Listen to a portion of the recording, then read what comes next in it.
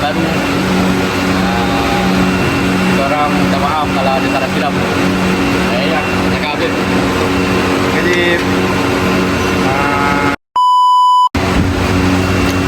selamat maju jaya kepada Najib. Semoga berjaya di luar sana. Jangan lupa kami di sini. Last kali, welcome the club. Welcome to the club. Kejip, cuba lagi Ji. Cuba lagi Ji. Ji, cuba lagi Ji. Jangan seri duduk kat rengit.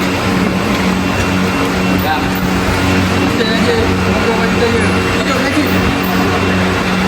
Terima kasih Najib, jadikan kenangan di Pama yang terbaik untuk Najib di luar sana nanti. Terima kasih Najib. Jumpa lagi. Bye. Main bola atas padang. Penat bermain, minum air cagi. Kalau ada umur yang panjang, insyaAllah kita jumpa lagi, Jip. Terima kasih Najib atas usaha dan komitmen yang diberikan selama ini. Semoga dengan pengalaman yang ada dapat memberi manfaat untuk masa akan datang. So, ada rezeki, jumpa lagi. Terima kasih Najib. Semoga berjaya. Bye.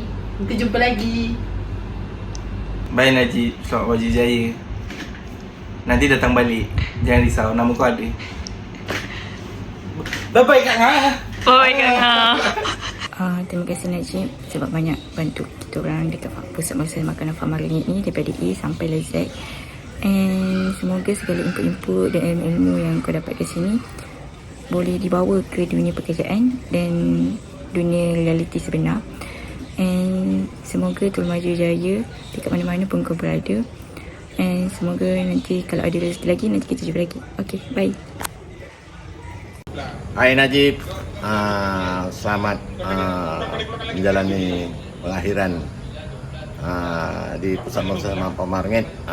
Saya di sini ucapkanlah semoga Najib sukses di sana dan juga cemerlang, gemilang dan terbilanglah di sana ya.